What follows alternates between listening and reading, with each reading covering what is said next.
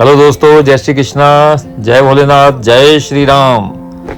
दोस्तों आज हम लोग आए हैं जोनी, दिव्या और जोरा के साथ। मैं भारत शर्मा।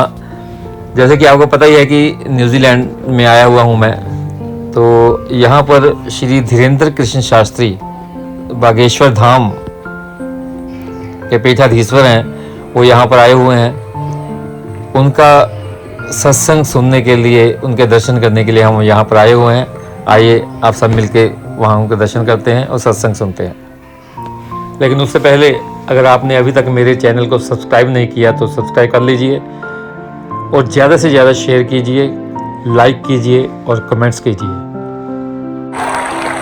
जैसे ही हम हॉल में दाखिल हुए तो सामने एक बहुत ही सुंदर सुसज्जित मंच सजा हुआ था, बहुत ही सुंदर, और जिस पर श्री धीरेन्द्र कृष्ण शास्त्री जी बागेश्वर धाम सरकार वहाँ पर विराजमान थे। हम सब ने बहुत आनंद लिया। बहुत ही, आप देखिए चारों तरफ पब्लिक, देखिए आप कितनी पब्लिक।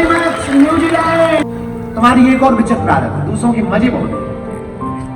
किसी को तड़पता देखकर मजे लेते, कोई गिड़गिड़ाए मजे लेते, कोई बार बार सॉरी बोले मजे लेकर। बुरा मत मानना, तुम्हारी पत्नी या तुम्हारा बेटा या तुम्हारी बेटी या तुम, याद रखना, बहुत गांठ बांध रहे हैं। कोई तुमसे बार बार बात बात पर क्षमा मांग रहा है तो इसका मतलब ये नहीं है कि वो गलत है या वो गलत रास्ते पर है। कई बार वो रिश्ता चलाने के लिए भी सॉरी बोलता है।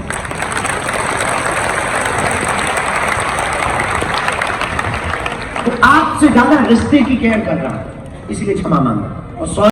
पक्का पक्का जाओ, हम भी वचन दे रहे, आज से तुम्हारी समस्याएं तुम्हारी नहीं है, हमारे बागेश्वर बालाजी की हैं।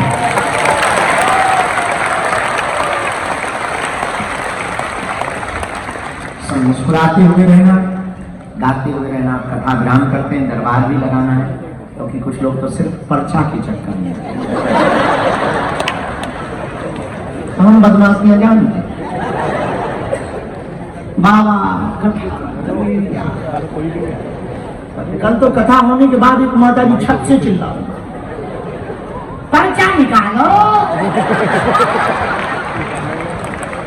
से हमने कर्जा ले लिया है। अच्छा, तो आज कथा के दौरान महाराज जी ने जब भजनों की लड़ी लगाई, जब भजन शुरू किए, तो मैं भी अपने आप को रोक नहीं पाया और मंच के नजदीक जाकर खूब आनंद लिया, खूब नाचे। आप भी मस्ती लीजिए।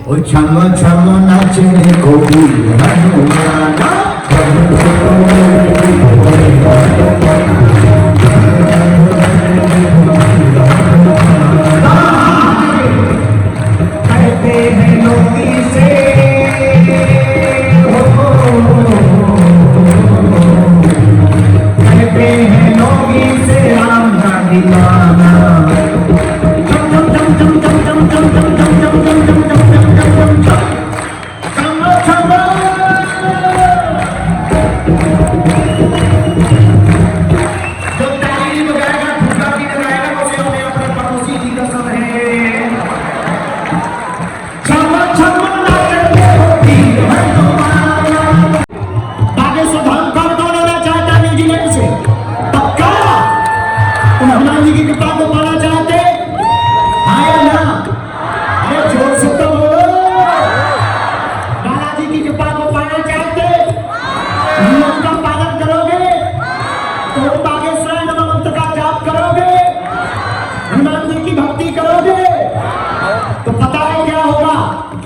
मैंने दोनों हाथ उठाओ।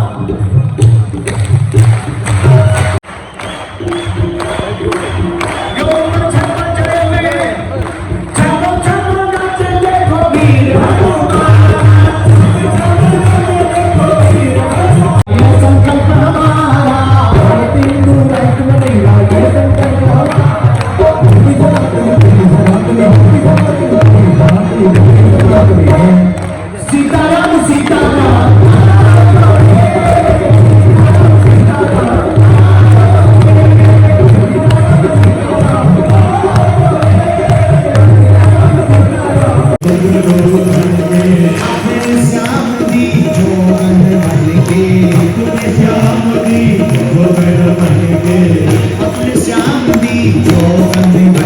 अपने श्याम दी मैनू नचना मैनू नचना मैनू नचना मोहन दे नाल आज मैनू नचना मोहन दे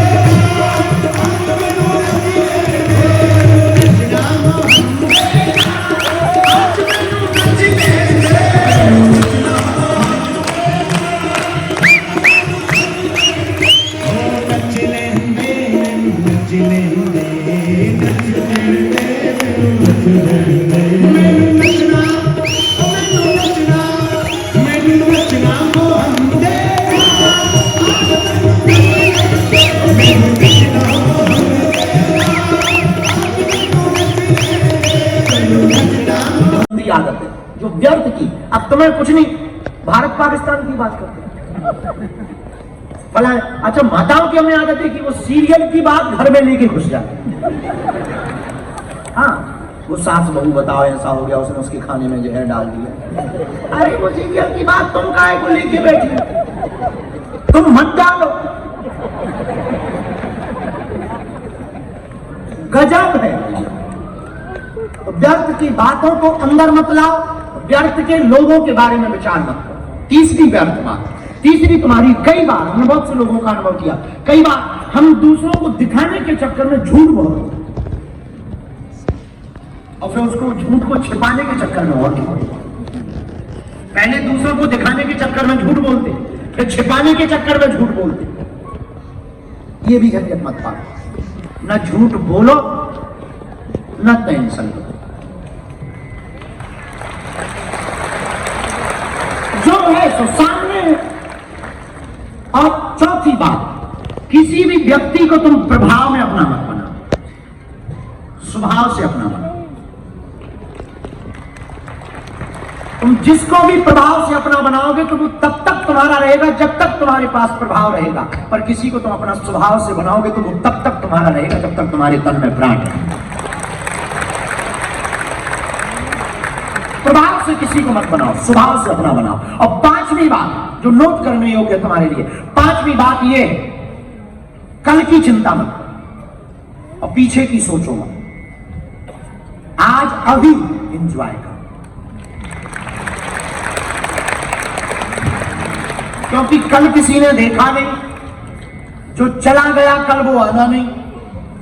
लेकिन विचित्र बात यह कि तुम भी ये जानते पर मानते हो, बड़ी विचित्र। ये 5 बातें आप व्यर्थ की अगर छोड़ दोगे तो आप हनुमान जी की तरह सम्मान पा जाओगे। हनुमान जी व्यर्थ की टेंशन में नहीं। लंका में कोई हनुमान जी को ताली बजा रहा, कोई गाली दे रहा, बाजई ढोल दे ही सब तारी, नगर फेरी कोई पूछे। हनुमान जी महाराज को नगर में घुमाया गया, हनुमान जी कुछ नहीं बोलते, करते रहो, ताली बजा रहे, हो कर रहे। राक्षस तो राक्षस, जिसका राजा मूर्ख हो प्रजा तो पहले मूर्ख। राक्षस ताली बजा रहे, हो बंदर पकड़ लिया गया, ये नहीं है पता कि थोड़ी देर में नानी याद आने वाली। श्री राम जय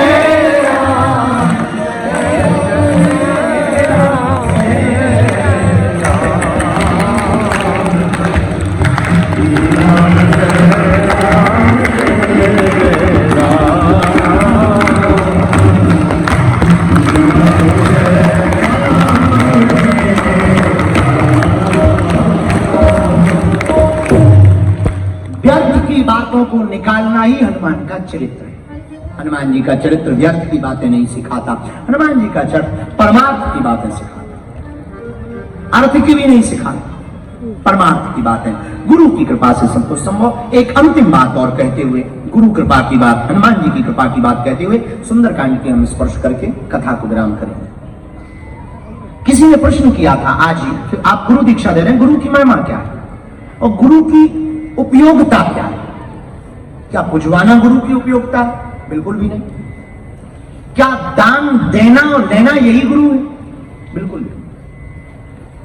क्या मंत्र लेना यही गुरु है? बिल्कुल भी नहीं। हमने अक्सर बोला है और फिर बोलते हैं, जो अपनी पूजा करवा रहा वो गुरु नहीं, जो तुम्हारी बाहें पकड़ करके प्रभु को पुजवा रहा वो गुरु। अब केवल पुजवाने वाला गुरु नहीं, जो तुम्हें जगा रहा वो गुरु है। और तुम कथा में आकर के भी जगे नहीं, बुरा ना मानो, 3 घंटे तुमने बर्बाद किए थे। तुम यहां से चिंतन की कोई सामग्री लेकर अगर घर नहीं गए तो तुम कथा में आकर के, इससे बेहतर था कि तुम पिक्चर देखते।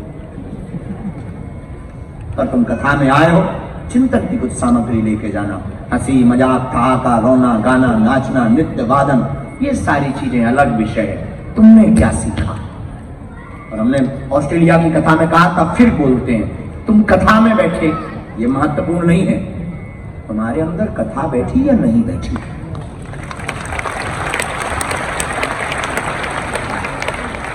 ये बहुत महत्वपूर्ण है। तुम्हारे अंदर कथा बैठी या नहीं बैठी, ये बहुत महत्वपूर्ण। अगर कथा तुम्हारे अंदर बैठ गई, तुम्हारा बैठना साफ हो।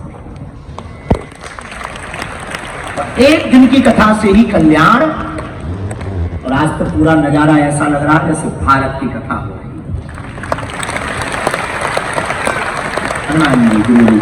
गुरु की उपयोगिता क्या है? गुरु का काम परमात्मा से, गुरु की तो दृष्टि भर काम कर। सच्चा गुरु नरेंद्र जैसे व्यक्ति को विवेकानंद बना देता। सच्चा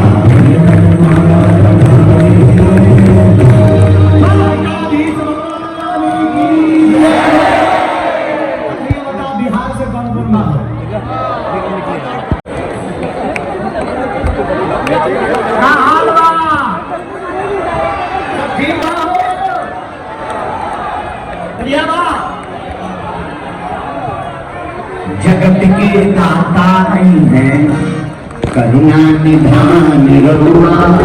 जगत के दाता नहीं है, करुणा निधान। करुणा निधान।